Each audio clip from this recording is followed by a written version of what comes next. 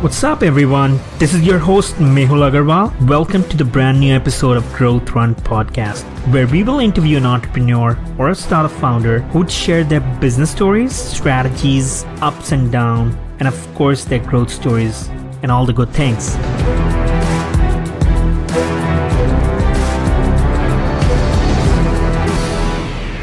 Hi, so today we have Kumar Arora, who is a serial entrepreneur, investor, TV celebrity, and we're going to be talking about a lot of his ventures, his story into the business world, as well as we're going to be talking about some of his ventures, how he grew it. So over to you, Kumar. Why don't you start with introducing yourself?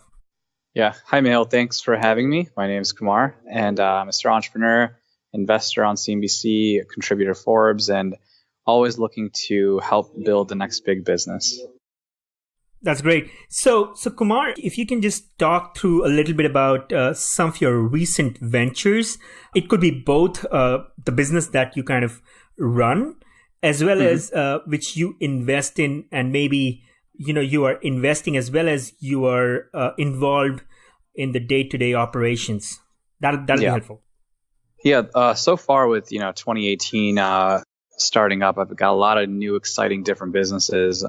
Specifically, I'm launching a project in about a month from now called LuxoJet, and it's a concierge program combined with private jets. And our job is and the reason we're creating it is that we've noticed that with the private jet services, it's strictly just flights, but we're here to offer a greater way to fly. So if you want specific services built in within that, we can then provide it. So it's kind of unique because that market, especially in the Los Angeles area, it's easy to book a flight, but if you want a masseuse or you want sushi or you want anything you can think of, that's our job, is to help create a new way to fly. So I'm really excited for that. We've got a lot of great partners. One of my partners is actually a football player. His name's Paul Kruger. He plays for the Saints. And a lot of really exciting other partners that are involved. And I'm really excited to launch that in about a month from now. And outside of that, keeping busy with my existing projects, I'm also launching and working on 2 new TV shows for CNBC that will hopefully be launching on their digital platform coming out later this year. So that's also some exciting news. But yeah, overall, pretty happy about 2018. Wow. So 2018 would be great. I mean, this LuxoJet project sounds very interesting. So just help us a little bit to understand about the market. Is that going to serve the market for celebrities? Is that going to serve market for any regular person who can just take that flight? Well, as you know, luxury travel, the keyword here is luxury. So it's not necessarily accessible to everyone, but our goal here is to, obviously cater to a crowd that can't afford private jets, but we want to be able to add, the asterisk here where it's, private chef or a masseuse or extra bonuses that can come with the flight. And that's coming through my strategic partnerships, some of the brands I already own, and other ways to just kind of value add to the idea of flying private. So it's not just a booking, but it's a little bit more of an experience. Got it. Yeah. Okay. And that's one of your projects. So tell us a little bit about how did you get started in the whole business arena? Tell us that story, and what was your motivation? How did you even understood about yourself that you're a business person? Because in today's world, entrepreneurship is glorified and it's sexy. Everyone wants to do it. Yeah. But if you're not good enough, you're not going to make it. And right. So help us understand a little bit about your journey.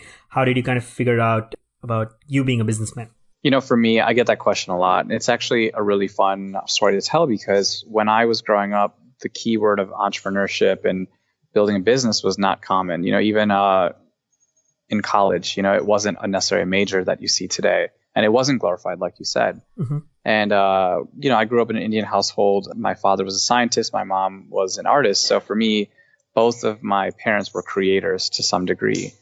Little did I know they wanted me to go to medicine and they pushed me towards that. But I didn't realize that they were teaching me the foundations of business and entrepreneurship at the same time to be able to develop a product or analyze something in the lab or design from my mother. So for me, I was slowly building the tools needed to start a business. And it wasn't until college where I started a couple projects, which I have now exited, that did really well, where I was able to, pay my way through college. I was able to build a business. And for me, I graduated during the recession, which was 2008. So it was a really bad time for the market. No one was getting jobs. People were being laid off. So for me, I remember my guidance counselor in college saying, if you can't find a job, you're going to have to make one. You have to survive. And that honestly became my story. I was the byproduct of the economy in some ways, So for me, taking, the foundations of my parents to the experiences of college have led me down a path where I now have to build businesses. And then obviously I am now able to invest in businesses and help work with people on their endeavors and their passions. Wow. Yeah. I can totally relate to it. Mm-hmm. And when it comes to education, of course, so I see that, we talked about your education. You've kind of, majored in economics. So did you get a push to go to a medicine school, and did you go to one and then yeah. Yeah, I was 3 years in, I was pre-med, and then the final year is when I switched. I still stayed within arts and sciences because economics covered it, but, I still wanted to do something. I mean, with economics, it's still science-based, but it is business in some ways. Oh, yeah. So for me, I was still able to graduate, but I had a business mind, but I still have a background in science, and I still, to this day, I still think with an analytical approach that comes from science. That's great. Now let's talk about the first few ventures. I know you have a lot under your belt. Mm-hmm. So let's talk about the first few ventures. So how did you get started? Which year? Any information around the growth and numbers in terms of revenue, those kind of things? That would be great. Yeah. So for me, like I said, 2008, I left college. I had one business called Black Rose Entertainment. I was doing a lot of work with celebrities. I was working with nightlife, producing events, doing marketing and whatnot. During that time, I was able to work with a lot of artists that you see today on the radio and in concerts. And I was fortunate enough at an early age to build their businesses and really learn the ropes of touring, marketing, web development, anything revolving around creating an artist and getting them, to the top. So that was one of my businesses. I was doing really well. In the first year at, age 20, I was already breaking six-figure numbers. Wow. And steadily growing from there. And I was able to pay through college, fortunate enough, by putting the time and doing something I loved. That was the most important thing, was I did something that I genuinely enjoyed. I never really did it for the money. I just did it because I was in the market. I knew what I was doing and I had an audience, right? And that's part of the big problem with business, is that we don't really think about our audience. And for me, outside of my backyard, I had 60,000 students at Ohio State. Wow. So for me, it was pretty easy to get their attention. I just had to, provide something that they wanted. Fast forward maybe about 6 months to a year after college, I started another company called Protofrog, which was a design development studio, which was acquired in 2010, about a year and a half later. And I was, again, providing a lot of the services that those artists would use, whether it's web development, iPhone development, graphic design. And to the point where I started to grow and I started taking on corporate clients like Coca-Cola and Verizon. Wow. And this was about 7-8 years ago, before websites were that easy to make, before graphic design was readily available. Mm-hmm. So I was doing it before the templates and the plug and play models we see today. For me, the reason I exited both of these ventures was primarily because it wasn't something I wanted to continue. Mm-hmm. I mean, that's obviously given, right? But at the same time, I wanted to see what else I can do. I was still very young. I still wanted to explore. And once you have, a chance to exit, you then want to think, what else can I be working on? Or what are my true passions? Or what can I be learning? I'm still pretty young. Why don't I try something else? And for me, that's really when the investment game began to start. And that was now closer to 26 in my life. And I'm now 32. So it's about 6-7 years of investing at that point. Wow. So that's pretty interesting. You basically sold your client services agency business, right? Mm-hmm. Yeah. So to speak. And then, the whole, the marketing firm, that's also very interesting. I mean, to build a 6-figure business and through your college, that's commendable. So what do you think? I mean, how business helped you grow as a person? And what do you think? I mean, is it something that you would recommend to everyone? What do you think about that? Well, yeah, I mean, as far as not on the professional side, on a personal side, right? I feel like I've grown in such ways where I've learned to do business with all different kinds of people. I've been able to work in different places across the country, even internationally, right? And these are opportunities you don't normally get in school or at a workplace, right? And at the same time with business, you have to wear every hat, right? So if there's one point where you have to ship your product, you have to learn to ship. If you have to design it, you have to design it. If you have to learn the legal end of things or the regulations, you got to learn that too. So for me in my early age, I was the guy wearing every hat, doing my own trademarks, learning about how to file a business, right? At the same time, while I'm doing that, I'm learning how do I do the marketing, the branding, all that stuff. So I think that's a really great part about business is that you get to do a little bit of everything until you can then ask someone else's help or begin to hire or bring on, partners. And in my case, early on, I was doing my own accounting. I was doing my own legal work. I was doing my own basic foundation of business. And I think today that really helps me because it tells me that you don't have to be afraid of pieces of your business that you don't like. If someone says, Kumar, are you willing to go to the lab and work on this? I won't be afraid. Similarly, if they say, Kumar, can you run a retail operation? I won't be afraid of that because I can pretty much figure it out because I've done something similar in the past. Got it. And I think that's what business gets to do is you get to wear a lot of hats and move around a lot, which you don't get in a normal workplace. And to your second question is everybody fit for it? It's kind of dependent on the person themselves. Are they receptive to trying new things? Are they open to putting on the different hats needed for business? Or at the same time, are they in a position where working for themselves or being self-employed is a better option than the typical 9 to 5? It really depends on the person and where they are in life and what their behaviors are. Got it. That makes sense. I mean, I think the whole point that you kind of made, at least to the answer to my first question, was the ability, business teaches you the skills to figure things out. Yeah. And you won't necessarily know everything on day one. But if you start anything, I mean, not just business, but anything.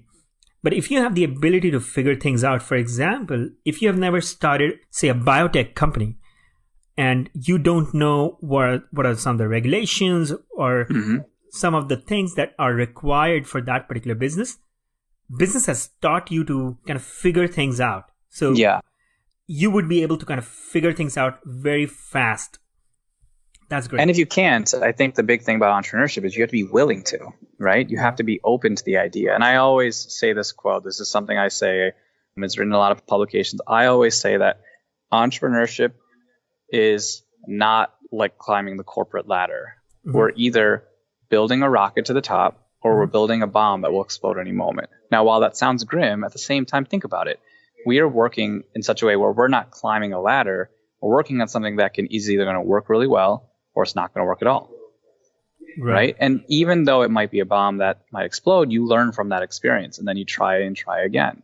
Right. And I think that a lot of people resonate with that quote that I always say, especially when I'm doing a lot of public speaking, is that they just get it because it's usually a moment in time where it just clicks and you get it. And it just makes sense that I have to pursue business. I have to develop a product. I have to rise up in the rank. It isn't something where you work to get the next raise or you work to get the next opportunity. You really just know that this is my calling and this is what I'm supposed to do. Absolutely. So it's one way or the other. So either you make it or you're done. Yeah. So that's absolutely right when it comes to business. And I totally agree. Now let's move on to, your, I think I first want to move to your investment part. Yeah. How did you enter, the whole arena of investment and those kind of things? And the second part that I want to talk about is, about you entering the whole, celebrity TV arena. Yeah. So let's talk about... I mean, it's funny that you even mentioned my beginnings because the beginnings lead me to where I am today, right? So in the case of my mom and dad, both teaching me science and art at the same time, I realized that as I'm growing up, I'm learning a lot of new skills. I just didn't know where the skills will eventually be applied, right? So one day I'm learning about something technical. The next day I might be learning something about being creative. But I didn't realize that now that I've amassed different skills and I've hired people with different skills, that I can then now invest in those same spaces. Right. And it's kind of interesting to see kind of the parlay from going from serial entrepreneur to owning different business, then now working in investments. Right. And for me, obviously we're fast forwarding now 6-7 years. Mm-hmm. It's cool because I invest in things I have a general understanding in, right? I'm missing only a few of the pieces, but I know most of them to go where I need to go. And I think that's been my investment strategy, is that ideally, if I have 75% of the assets, the tools, the resources, then I know I can figure out the other 25 along the way. Mm-hmm. So whether it's a fashion brand or a consumer product or a private jet business, I have an understanding on what's needed. Sometimes the product might change, but the operations and the product is relatively the same. Got it. So It was cool because as I moved on, I moved into fashion, I moved into nanotech, I moved into a soda company, and now I'm moving into aviation. But generally, I'm still doing the same thing. I'm working in investments, I'm working in the marketing, I'm working in the branding, but the product always kind of gets a new revamp, or it gets a reboot, or becomes something new. And that combined with the work I've done with celebrities got the attention of LeBron James, one of our greatest athletes on the planet. He recognized my work, and luckily we were both from the same area. We're both from Cleveland, and he's seen the work that I've done, and he asked, his team has asked me to become an investor on CNBC for one of their properties, one of their shows called Cleveland Hustles, and it was aired on CNBC. We were the number 2 show at the time in season 1, and it was very similar to Shark Tank, where people approached us, they come and seek investment, and then the difference was we pick only one business, and from there we see what happens. We go from investor to now partner, and you get to see what happens with that money. And it was a great time. We had a lot of fun. It was one of those great experiences that you get to, do what you do in real life on television. That doesn't happen every day. So it was pretty cool for me. And I now live in Los Angeles. I'm still working in the media and TV arena. And on top of it all, and this is kind of the cool part, is I'm the first Indian American to ever be on television as an investor. Wow. And then secondly, I'm also the youngest investor in the CNBC roster. Wow. So kind of exciting. I never really thought in my life that I'd, go from doing events and doing web development to all of a sudden being on the talent side of things, and now in a sense representing the youth or representing Indian Americans. So it's exciting to be able to kind of pave a path that maybe my younger self will one day see. Well, this is pretty interesting journey. Catching LeBron James' attention, that's huge. Landing a show and then becoming one of the youngest investors, the youngest investor, as you mentioned. Mm-hmm. I've seen Shark Tank, and which is, Chris Saka, who probably be in their late 30s or early 40s or late 40s and 50s. Kevin and Larry, Mark Cuban. Mm-hmm. But yeah, for your age, I totally agree. I think you're probably the youngest investor out there when it comes to shows like, Cleveland Hustles and Shark Tank and those kind of similar shows. So now let's talk about, about your investments, So which are the companies that you're investing currently?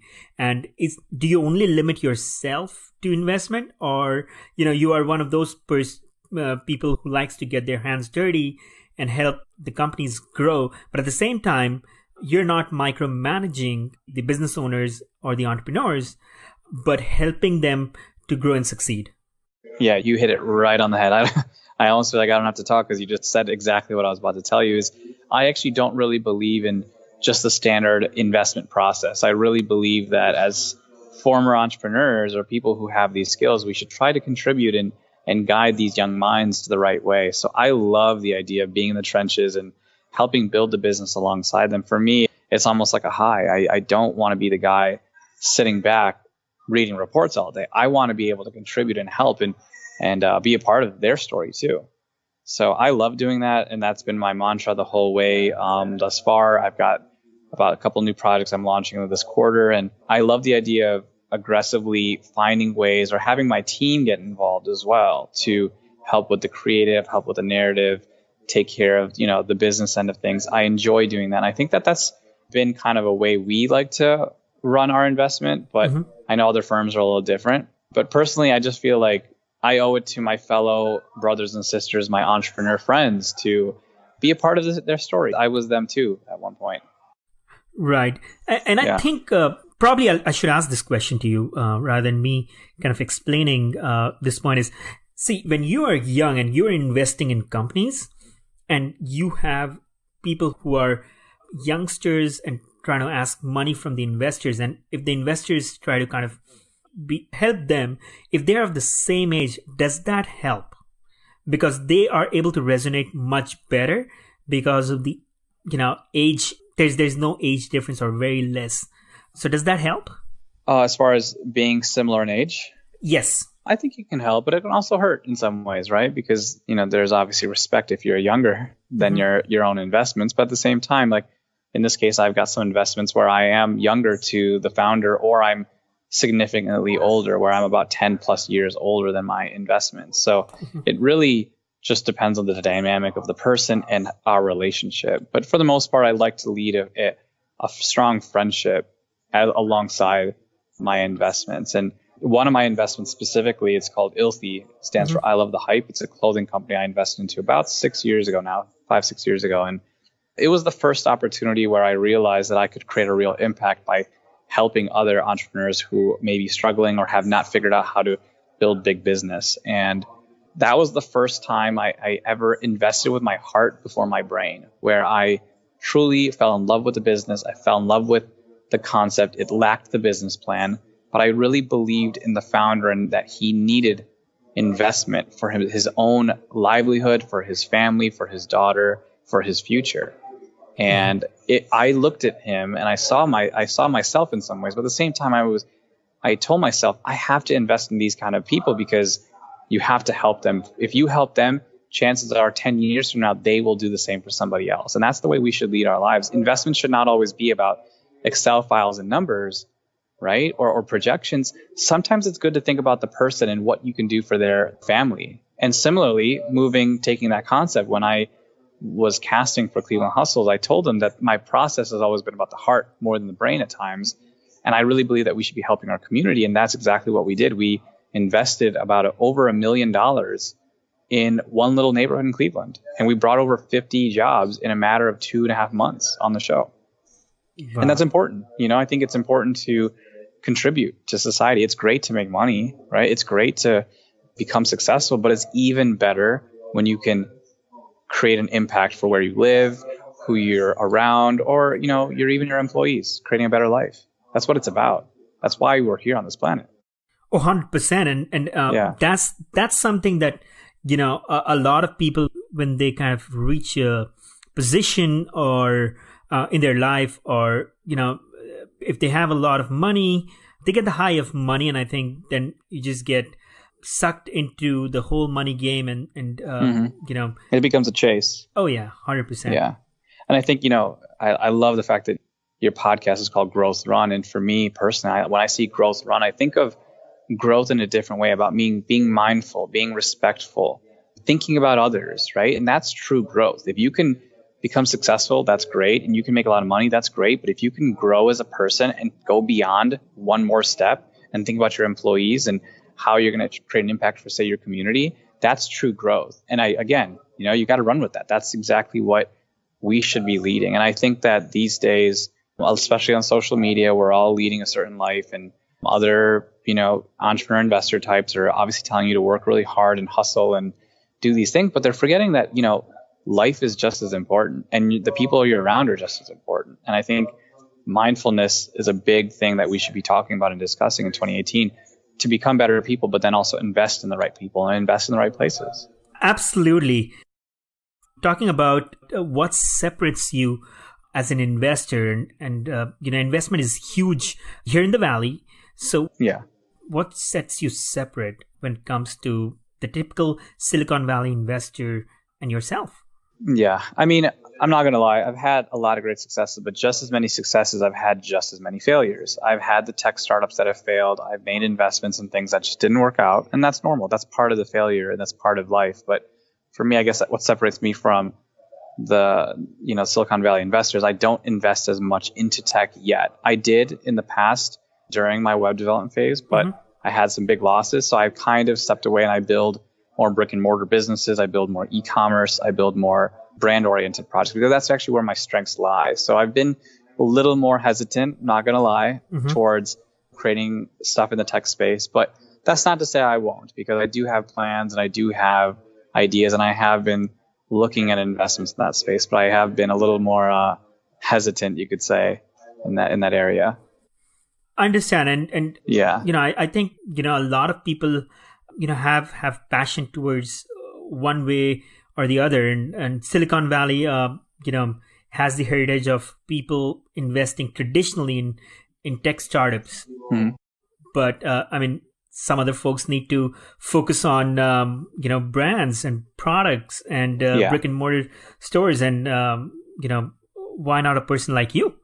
Right. Yeah. For me, I've got projects in nanotech. I've got consumer brands. I've got food and beverage. I built a bar, last year. So my investments are very front facing. At the same time, I also live in Los Angeles, which is very different from Silicon Valley, where we've got, music and entertainment and television and movies in our backyard, especially with this influencer space is all primarily here. So for me, I currently work in that space, but that's not to say I won't change at some point. And I say this a lot in public speaking as well, is it's not about, what you want to be when you grow up. It's what can you be while you're growing up?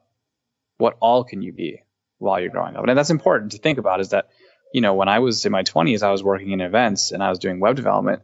Then I began to work in fashion brands, and then I started working in e-commerce. And now I'm working in primarily in investments. So I feel that being so young, I've seen every few years my focus shifts because I learn new things and I choose to. And I think that that's a great thing to tell others, that we can do more than one thing. We can invest in other projects. So today I might not be, I might be the guy in LA working in TV, but tomorrow it could be biotech or it could be health. Who knows?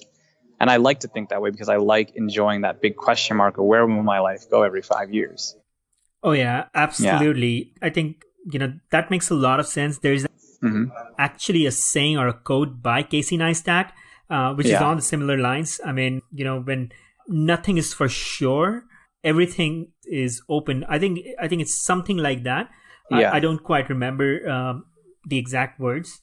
So that's interesting. So before we kind of wrap in the next couple of minutes, I want to ask you one last question, which is, what do you see in the entrepreneurs that you invest in? What is that one or two or maybe three things that you see in an entrepreneur where you decide to invest in those entrepreneurs? The second follow-up question or an extension to that question is, do you believe in betting on the jockey or on the horse? Oh, that's a good question. Okay, well, the first part is, what do I look for? And for me, I always look for, the first thing is, do they have the drive or the insatiable interest or passion in this industry, right? Because I've noticed that these days, everybody wants to be an entrepreneur. It's very glamorized. But do they really love this business? And if you ask the right questions, you can see that electricity within them. And I call it magic. Do they have the magic, right? And if they don't have the drive, then chances are they don't have the magic, right? And I need to always see that. If I can't feel it in either way, the hustle or the drive, or then the same talent or magic or spark in their eyes, if I can't feel those two primary factors, it's hard for me to feel it too. I guess being an investor, that's also part of my ability, is that I feed off of my founders. Right. And if they don't have it, then I can't do as much either. I need to absorb their energy for me to be able to output that and shift it and help channel it the right way, which is something many founders don't know how to do. So those are probably the two main things I look for. After that, then it's your typical investment type of questions, whether they've got their handle on the business, it's already running, they've got a strong case or a pitch deck. I need to see the foundation of business, but it always ends up becoming their drive meets the magic or the energy levels. Gotcha. I have seen businesses where they say, oh, I love design and I love doing this stuff. But then I ask them, can you show me? And then they show me and they didn't necessarily design it the right way. But if they did do it the right way, or they knew how to do it, or they at least did the research for themselves on how to do it, then they genuinely like to do it. But if you don't love what you're actually doing, it's hard for me to love it too. Absolutely. I mean, and then secondly, your question was the horse or the jockey. And that's a tough one. I don't know. It really depends on the industry. But I guess for me, the horse doesn't always have to move quickly. But the operator has to be somebody who's stable, because I can't afford to have a fast horse and a jockey that falls off of it. Got it. Right. And I've heard this great analogy. I can't remember where, but As an investor, my job is to kind of provide the rocket fuel to the rocket. But if the entrepreneur cannot build a rocket and they build me a car instead, the rocket fuel won't work. It won't be able to work, like maneuver properly. What if I need them to build a rocket, but they build me a plane instead? That's great and all, but I need them to build the right thing. So I feel like the jockey is more important here, because even if it's a slow moving horse, at least it's moving. That's more important here. That's a great answer. And to the first question, I know we are short of time and probably we are towards the end of our meeting. I mean, this call. I think the first point is about the energy. I think that's a very important point, because if you have that energy coming from the founder, where they are hungry, they have the drive, and of course they have that magic, then it just elevates your energy and puts you in a position of delivering at 100%. And combined, I think that creates a bigger magic. Right. And I mean, the other thing to think about for entrepreneurs that are out there, if I'm investing in you and you have low drive or low passion, then chances are I can already predict that you're not going to be able to run this business for the long term, or you're going to get burnt out and give up. And there's a variety of different things that can happen if you're missing high energy and high drive. You need to have a little bit of both to really make it. So as entrepreneurs out there, you have to think about that. If I don't have one of those, then chances are I can't excite my team, my employees, my partners, or an investor. So that's why, and parlaying this to your next question, that's why the jockey is, to me, so much more important. I'm okay with a slow horse. I just want to make sure that the guy can stay on that horse and eventually get that horse to move faster, right? That's through working out, that's through conditioning, that's through testing, and that's, obviously continuing that race. So the jockey is always the most important. And that's part of my job, is to create the next me and create the next jockey. So for me, 100% on the operator more than the machine. Absolutely. That's great.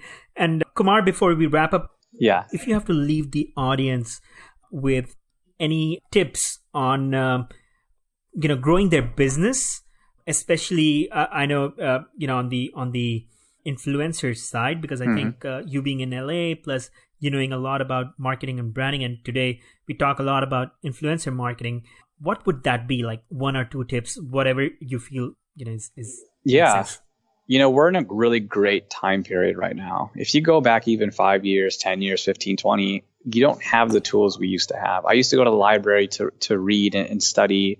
I didn't have access to Google the way we did growing up. And I think that's an important element here. And obviously it's part of our everyday life now, and we're using technology to our favor, but we're also forgetting about the connections, right? Today, like you, Mehul, you reached out to me on Instagram, and immediately I responded, that I would love to be a part of this. And I think that's great that we can now communicate with others and share knowledge and share resources and obviously grow. And I think that's important to tell people, that you don't have to hide. It's okay to send messages and email and contact and learn and research. These are the tools that are now given to us that I didn't have 15 years ago when I was starting my first few businesses. Right.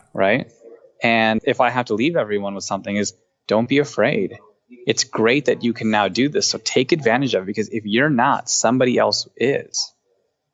And I think that's where I would want to lead people, is, to keep reaching out, keep networking, look for that mentor, look for those podcasts, and be a part of the community, because it's a great time to be an entrepreneur. It's a lot better now than it was when I was starting off in 2005, right? Absolutely. You bet. I mean, we have all the tools, all the technology, and most of them are free today, right? Yeah. Nobody's charging you to be on Instagram and build a brand. If you have the chops, you can. Yeah. And for me, I mean, just for everyone out there, I read every email that comes in. I read every message. I like to communicate and I like to participate because I'm part of the community. So for me, if you got a cool business, share it with me. If you need some guidance, I will point you to the right book or the right article. I love doing it because I owe it to my entrepreneurs. And that's why I encourage people is, get yourself out there, get uncomfortable, and let people hear about you. That's social media and technology is for, is to, get out there. Absolutely. And I totally second that. I reached out to him on Instagram and I got the response like probably in the first couple of hours. So yeah. I think he's pretty accessible. So if you guys have a business or need suggestions, this guy has actually been there, done that. Now he's investing in companies. If you have a cool idea, hit him up. His Instagram, I think it's Arora007. Am I right, Kumar? Yeah, and that's my social handle on everything on the internet. So Facebook, Twitter, Instagram, MySpace, Vine, you name the social, that's probably my name on there. So you can find me pretty easily. Hit him up. Great. Yeah. Kumar, thanks for your time today. And, we really appreciate it. And, yeah, definitely. Thank you for having me. Absolutely. Great. Thank you. Yep. Take care. Bye. You too. So if you enjoy our content and you would like to hear more of it, please support us by leaving us your comments, reviews, and don't forget to subscribe to the podcast. Thanks.